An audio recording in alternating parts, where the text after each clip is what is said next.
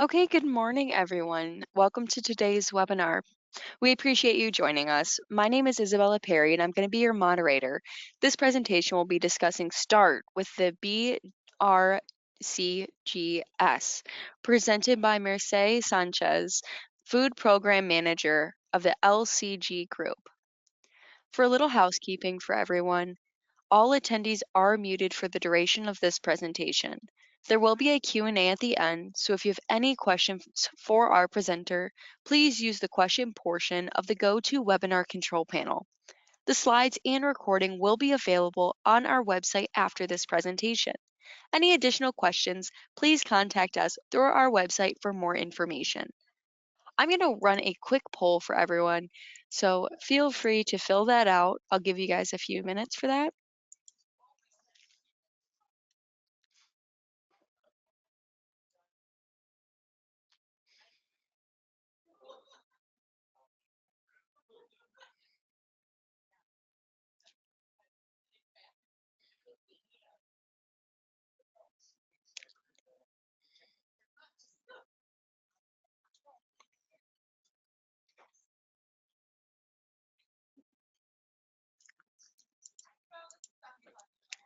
Okay, thank you, everyone. Now Marseille will now take it over discussing today's topic. Thank you so much. Thank you to give us the opportunity to share what is stated on BRCGS and specifically with a START as a new future for food business and to build trust, open doors, and grow safety. This is important to remind that these materials are for general information and training purpose only. While reasonable care has been taken in the preparation of this presentation, BRCGS does not assume responsibility for reliance on or errors or omissions in the information contained herein. All materials used in this presentation, unless otherwise stated, are copyright work of BRCGS and should not be reproduced or transmitted in any form or by any means, electronical or physically, without the written permission of BRCGS. My name is Merce Sanchez. I'm the Program Manager Global Food Standards for BRCGS. And today I will introduce START. We will explore what START is as a standard, how to prepare the audit, and at the end, if you have any question, please, we will share. If you have any question during the presentation, don't hesitate to ask, and I will try to answer also. We have a limited time, 1 hour, to conduct the training, and please mute and cameras off, and just let me know if you have any questions. Then let's go with the START. What is START? A START is a food safety development program created specifically for aspirational food businesses. It provides assurance of the food safety system you have established in your operations, help you to build the structure, confidence, and credibility to move beyond local and HACCP-based certifications. First step towards GFSI recognized certification, recognized by all major global brands and retailers. The background of START begins on 2015, when the program Global Market was launched with Food Safety Issue 7. Through the past of the years, with Food Safety Issue 8, the brand program's Global Markets was not longer accepted by GFSI, that was who promoted the Global Markets programs, and request to change the name. Is when START was born through Issue 1 and related with Food Safety Issue 8. On 2019, BRCGS, BRC became BRCGS, then there was a new branding launched, and on 2022, Food Safety Issue 9 was launched. And in 2023, just after Food Safety Issue 9 was launched, START Issue 2. Nowadays, 2 months ago, on April, was launched the Get Started Implementation Pack. That it's an element and its implementation pack to assist sites in the journey towards the certification. Why choose START? Well, BRCGS is a global leader in food safety certification with the START development programs, providing a framework on which to build the solid foundations of an effective food safety system if implemented with the commitment of all involved. It can be open up new opportunities for your business as it's globally recognized. BRCGS START comes with a comprehensive packaging of support to help you to achieve the certification and success that. What if your next customer was a major retailer? Well, START helps you to prove you are ready for bigger things. Then it's the manner that you can show to your customer that you are prepared to provide safe, legal, authentic, and quality products. When we talk about the growing the certification with your business, is because we have two elements of a START. There is 3 stepping stones on the journey to GFSI's certification. The basic level is the step 1. It ensures you can cover all the fundamental safety aspects required to demonstrate food safety. It's about building legal compliance and covers the basic aspects sufficient even for a high-risk factory. Meanwhile, START Intermediate is the step 2, which has additional requirements. It expects more documentation, enhanced emphasis on food safety culture development, continual improvement, and should lead a reduction in the second-party audits. When you are ready, you can choose to proceed to step 3, certification to the full food safety standard. It's important to note there is no time limited or set progression. If you are confident in the systems you have in place, you can start on intermediate and skip the basic level, or progress directly to food safety. Remember, there is no rules regarding how long site can remain certified to the food START program. You can remain at either basic or intermediate, or progress through the levels as your system improves and matures. Your business expands or your customers require it.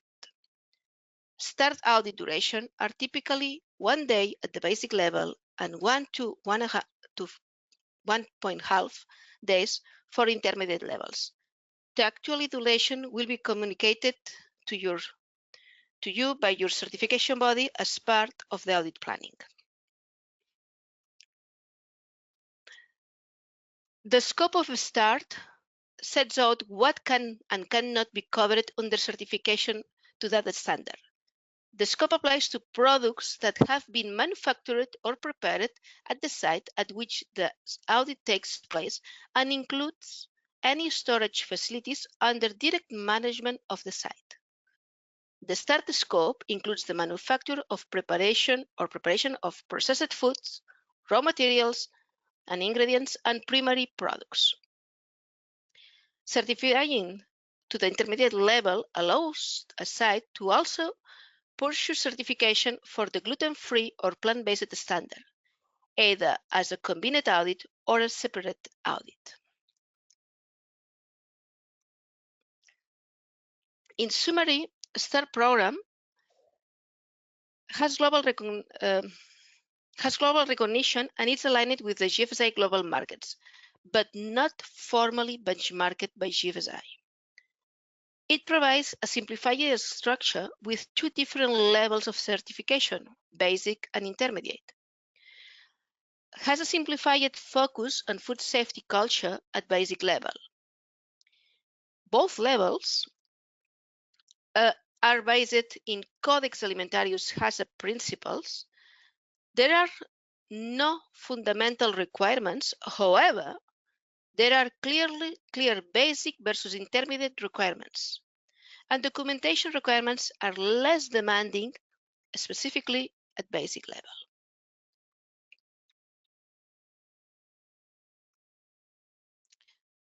The statement, each clause and subclause have a statement of intent. Then each major sections or subsections of the standard, standard begins with a statement of intent. The statement of intent sets for the expected result of meeting the requirements of that section or subsection.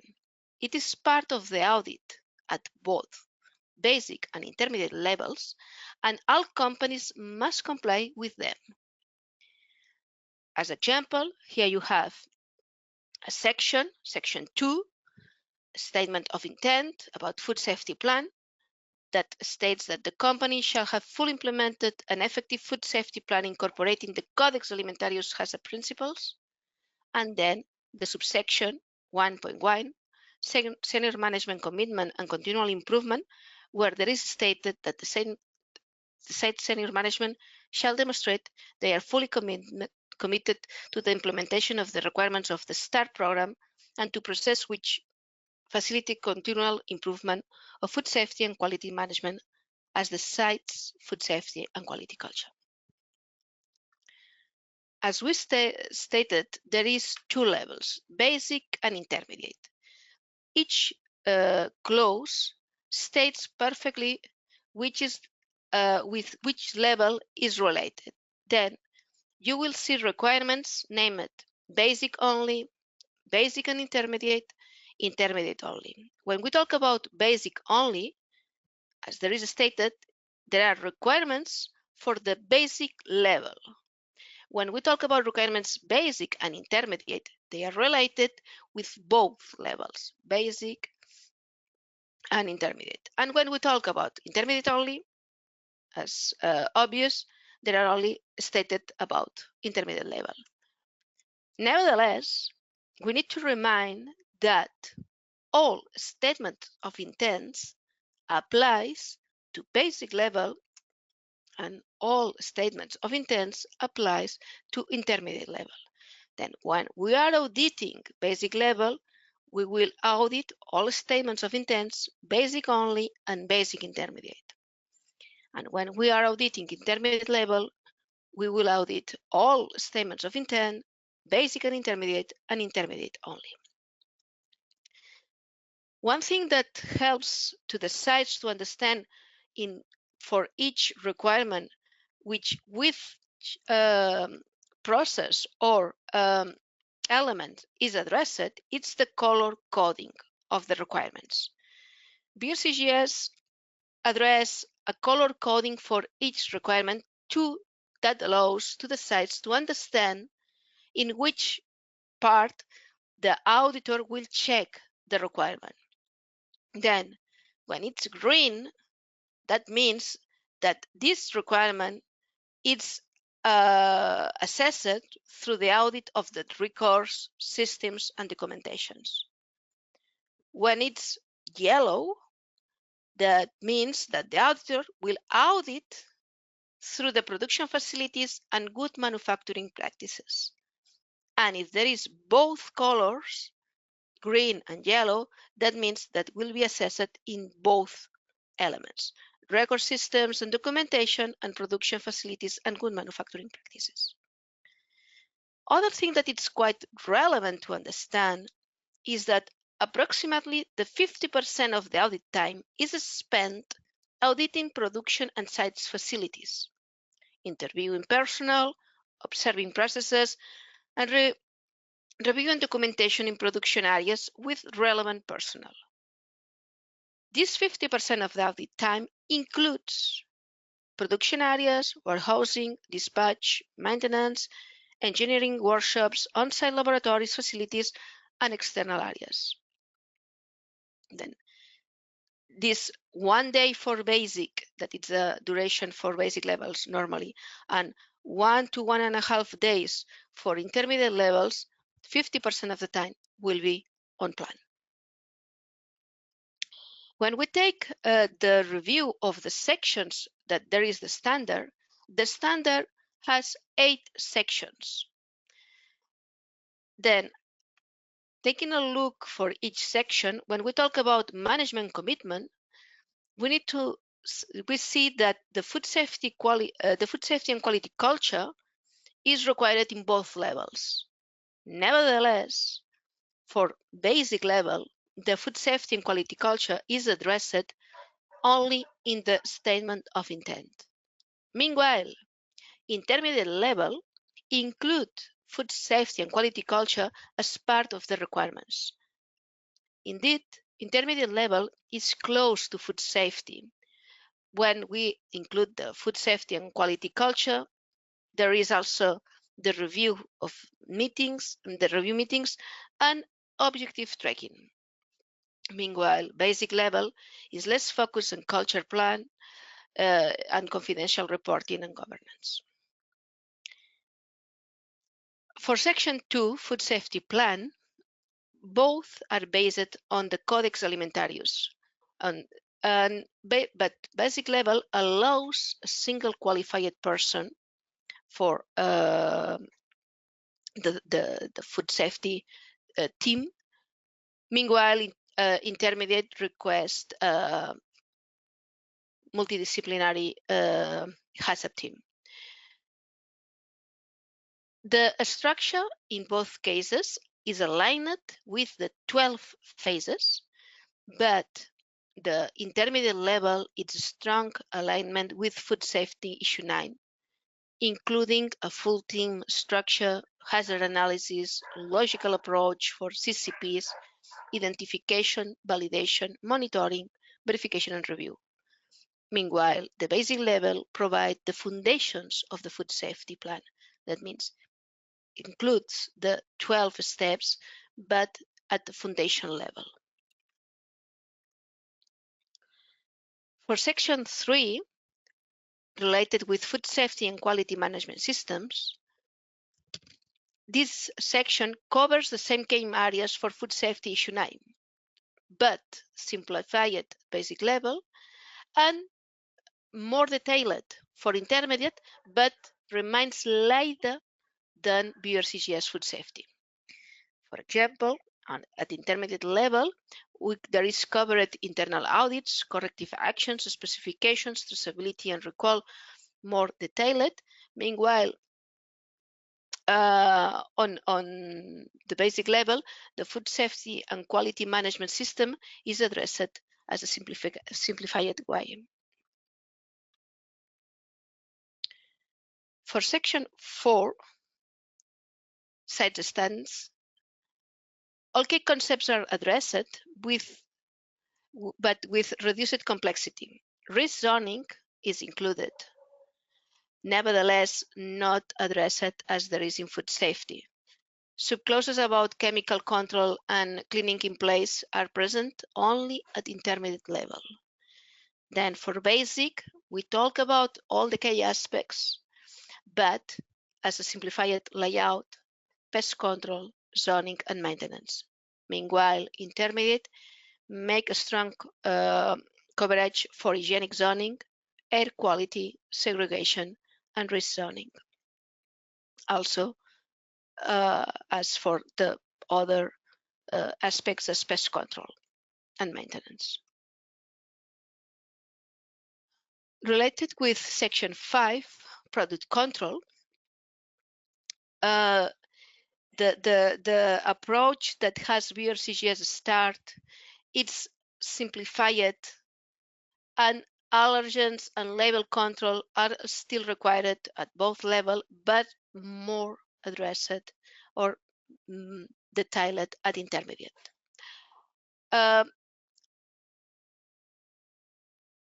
For intermediate, we make clear reference about testing, authenticity, and release control.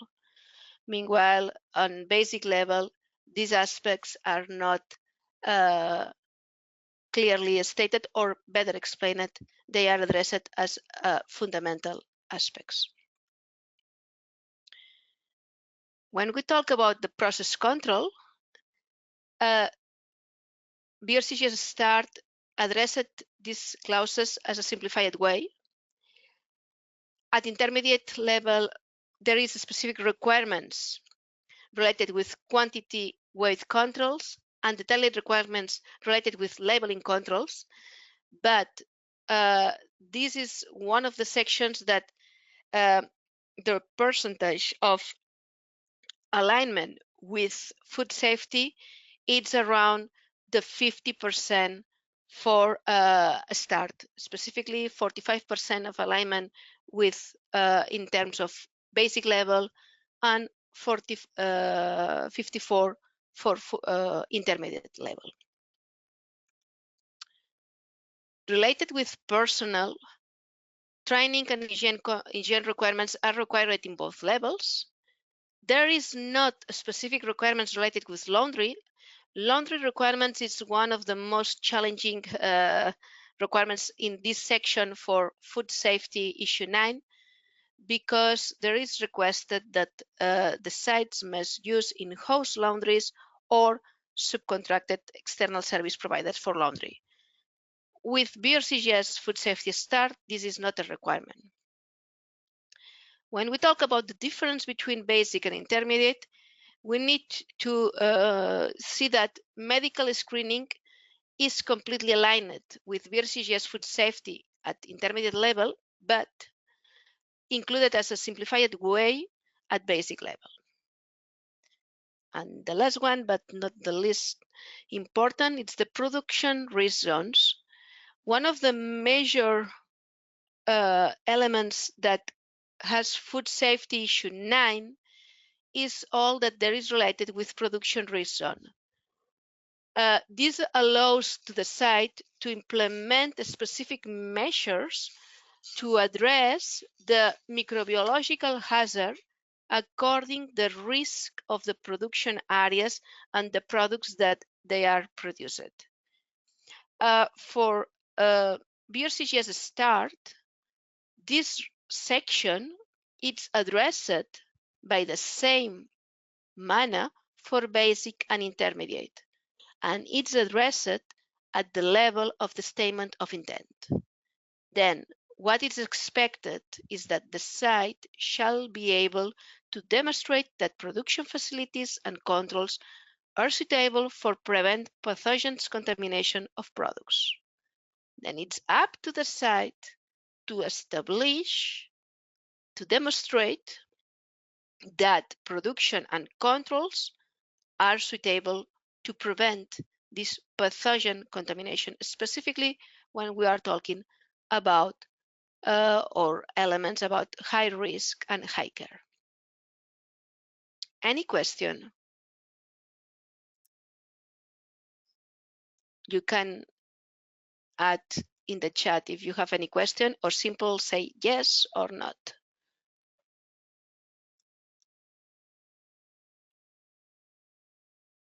Okay, great. Then we can move to the next. Preparing for your audit. How to start the journey? Well, if you are not a BRCGS site and you are you consider that BRCGS Start fits with your system, the first thing that you need to do is download the Get Started implementation pack that includes the standard. Complete the Get Started assessment tool. Plan your audit. Prepare for your audit. Conduct the audit, and then post-audit maintenance process must be conducted. At this moment, we have the standard available in different languages. There is in English for sure, French, Chinese, Brazilian, Portuguese, Spanish, Turkish, and Bahasa. Where you can find information? You can find information in the brcgs.com or standards start. Give me 1 second that I will add to the chat the link. By this website, you can download all the information and resources that BRCGS could offer you. When you go to the BRCGS or Standards Start, under Tools and Guidelines, you will find the information about the Free Start Implementation Pack. Then, on this implementation pack, there is a branch of documents. In total, 7 documents.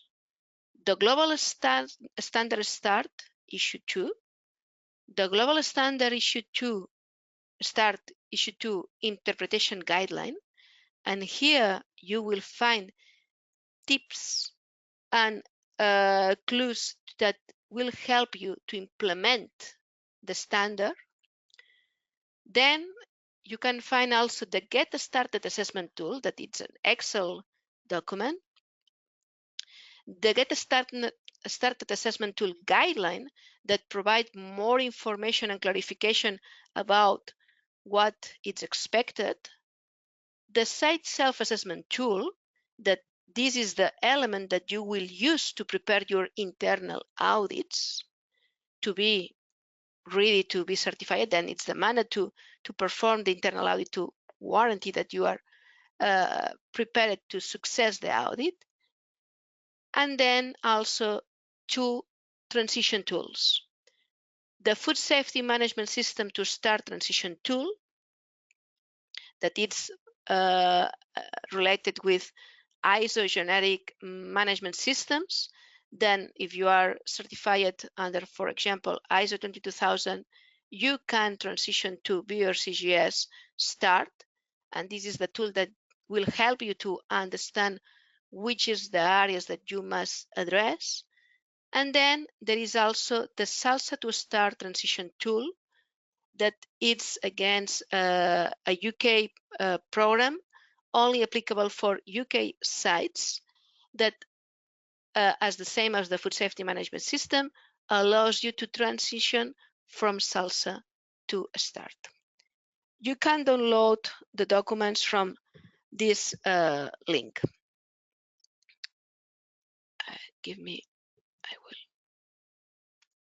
I added the link on the chat.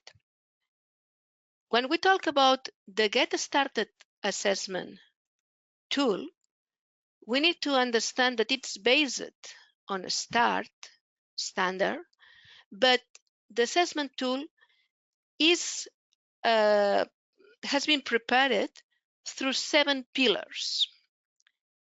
Each pillar is related with aspects, or is related with what is expected on the standard. But this tool cannot be used as internal audit, because as you can see, we can have site commitment, competence, HACCP, prerequisites, sites, product and process control, and management system. Then doesn't follow the sections that they are stated in the standard. Why site commitment? Well, site commitment, senior management must be committed in continuously improvement, a positive culture, and communication to implement an effective quality and food safety management system. This is one of the pillars. Competence is one of the fundamental elements that the site should address to develop and implement an efficient quality and food safety management system. Staff need the competence through training, work experience, coaching, or qualifications suitable for their role. Systematic and science-based HACCP is one of the fundamental elements to the development and implementation of an effective quality and food safety management system. Prerequisites. Correctly implemented prerequisites programs are key for a solid and robust food safety management system. Properly maintained buildings and facilities ensure that the site is fit for purpose and that contamination risk are reduced. This ensures safe and legal production of its products. Controls related with process and products guarantee the food safety, quality, legality, and authenticity. And implementing adequate management plans such as traceability, incident management, compliance, and corrective action and preventive action plans provide the frame for developing the quality and food safety management system. Then when we implemented these 7 pillars, that means that the tool requests the approach for each of the pillars. For each pillars, there are several questions. We will have, for example, for site commitment, we have only 11 questions. Meanwhile, for prerequisites, there is almost 90 questions.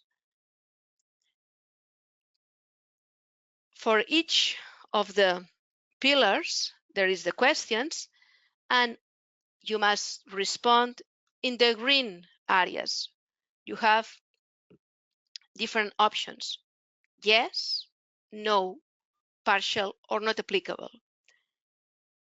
When you answer yes, that doesn't mean that you comply with a standard. Means that you need to find more information about this topic on the Global Standard Start, Issue 2, and in the interpretation guideline. When your answer is no or partial, then the system provides you the references about the interpretation guideline and, in some cases, about the Get Started guideline, where you can find more information.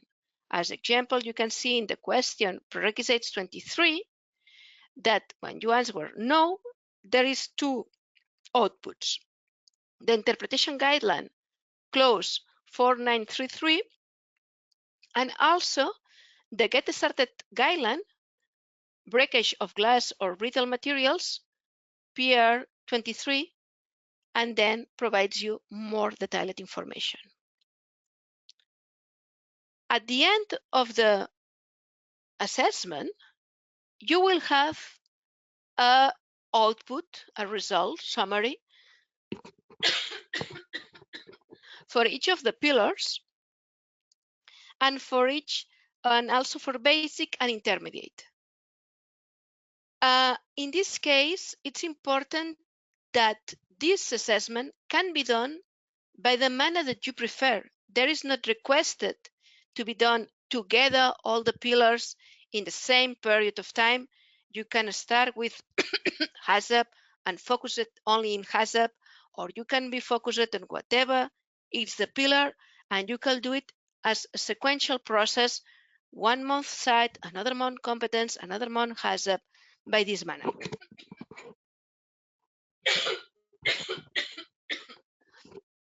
As a result, you have the percentage for basic and intermediate level, and also a spider web with all the 7 pillars and the distribution as there is.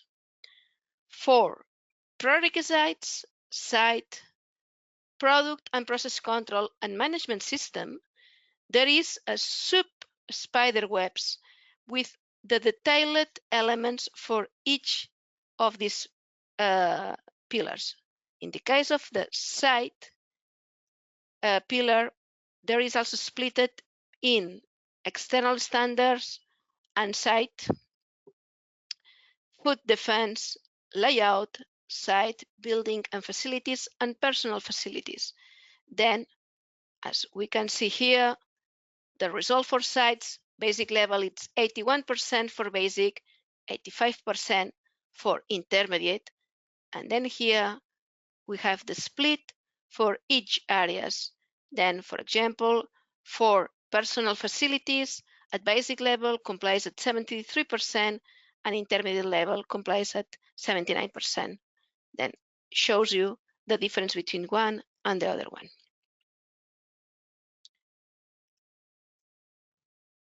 The site self-assessment, I insist, the Get Started assessment tool is not an internal audit element. It's to assess the maturity of your system and which are the elements that you need to improve or implement to be certified at Get to BRCGS Start. Then there is the site self-assessment, that the self-assessment is the element that you should use to conduct the internal audits.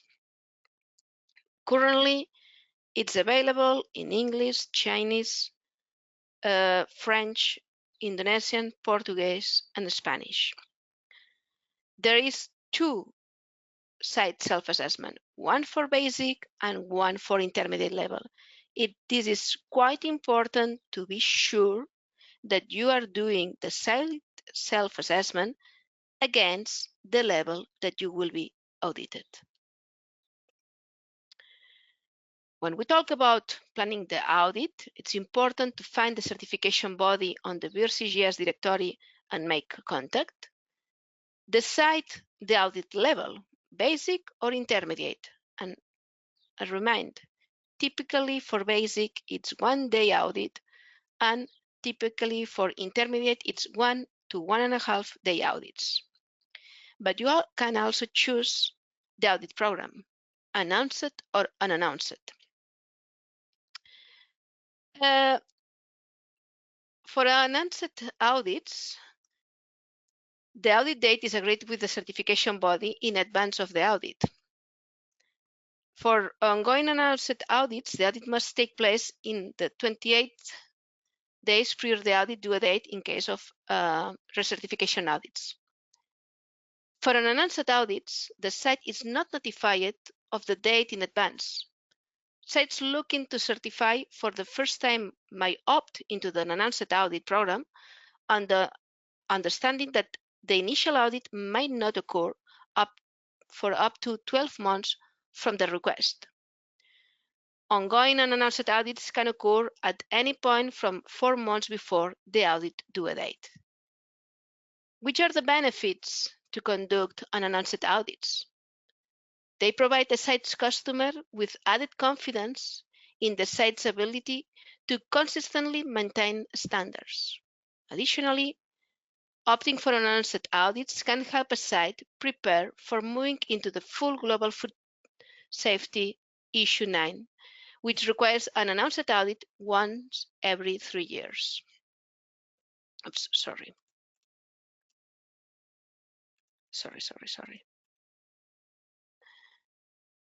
Then it's important to take this information, and you can find all the information under the directory.brcgs.com. When we talk about preparing for the audit, you must ensure that information and appropriate personnel are available for the audit, even if the audit isn't announced. Provide information to the certification body for audit preparation, and define the audit date or parameters if unannounced, and agree audit duration based on audit duration calculator. The on-site audit process involves different stages. There is an opening meeting, the inspection of site that normally must commence within 30 minutes for unannounced audits, a document review, and a traceability exercise and checks of associated records and documentations. When the green sections, there are not requests this specific order could include multiple trips onto the site, then there is not necessary specifically this order especially for unanswered audits. After that, there is a final review of findings by the auditor and a closing meeting that there is a review of audit findings and confirm any non-conformity if it's detected. Something that it's important to understand is the audit process is not, the aim of any audit is not related to find the nonconformities.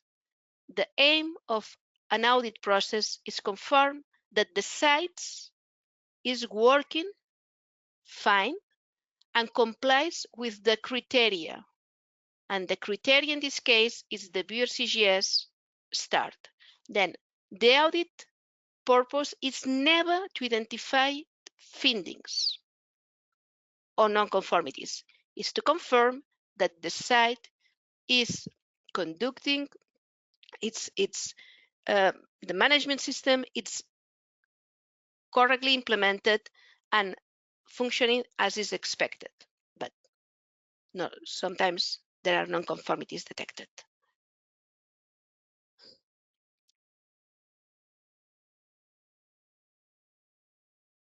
Then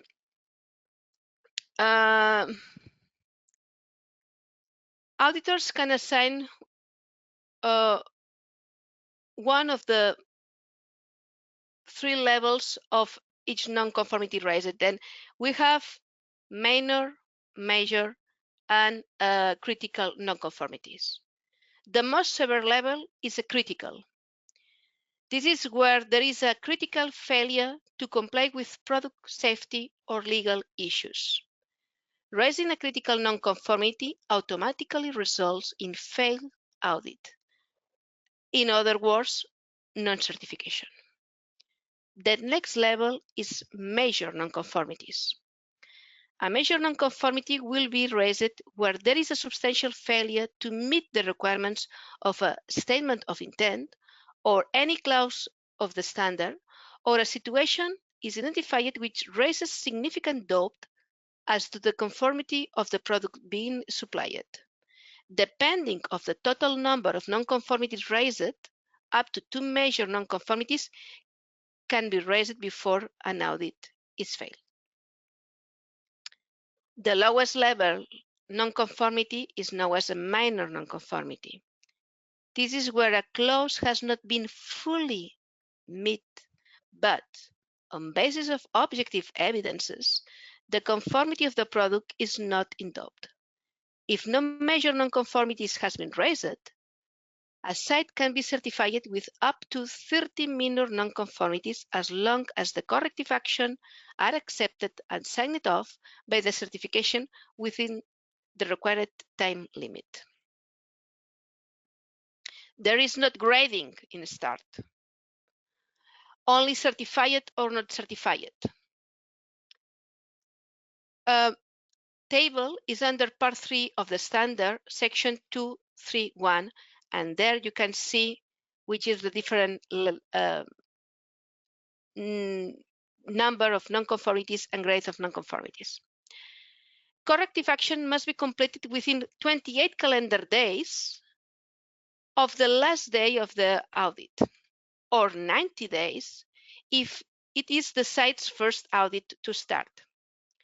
If the nature of the number of nonconformities raised makes it difficult to verify the corrective actions via evidence, the certification body might require a site visit in order to sign off the corrective action. The certification body has 14 days in which to review, request additional information if required, and hopefully sign off the corrective action. After signing off the corrective action, root cause analysis and preventive actions, the certification body will issue the final audit report and certificate to the site. Total time from audit to issuing the certificate should be not longer than 42 days or 104 days for initial audits. After obtaining the certification, the site will appear on the BRCGS directory. How to deal with the nonconformities? Here I'm going to go into a little more detail on completing corrective actions, root cause analysis, and preventive actions. Undertake corrective actions to remedy the immediate issue. The objective evidence of this action needs to be provided to your certification. Examples are photographs of before and after repair work has been completed, embedded procedures with training records, completed forms or records to show new documents have been implemented. And please note, this is not a comprehensive list. That can be other manners. Secondly, sites are expected to undertake analysis of the underlying cause of the nonconformity or the root cause. The standard does not specify which technique is used for root cause analysis, but techniques include the 5 whys, the fishbone, Ishikawa, diagram cause, and effect or Pareto's principles. Once the root cause has been identified, sites must develop a preventive action plan to address the root cause and prevent recurrence.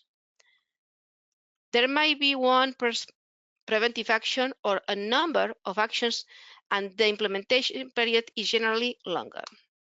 For this reason, there is no need to send evidence of completed preventive actions. However, if you have such evidence, the certification body will accept it gladly. Then, at the post-audit activities, if you have got this far, then congratulations on your certification. Now it's important to maintain and continually improve your food safety and quality system. Companies that achieve certification and have not exclusion from their scope are qualified to use the BRCGS STAR logo on site stationery and other marketing material, but not on product or products packaging or for promoting products purchased for resale by the site. In other words, traded products. Ongoing communication with your certification body is the key. You are obligated to inform them for any major change to the site or process which could affect the safety, quality, legality, or integrity of the product that fall under the scope of certification. In addition, you must inform your CB for any incident, product withdrawal, or product recall. Last, remember to schedule your re-audit date before the re-audit window opens. That it's 4 weeks before the due date for announced audits and 4 months for unannounced audits. Although your certification body should be in contact, it's the site responsibility to make sure the audit happens. Then, thank you so much. Do you have any question?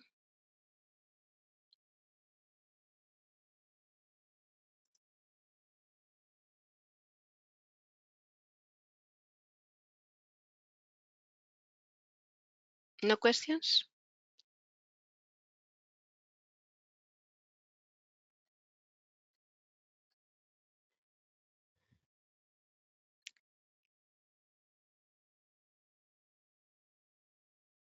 Hello? Oops.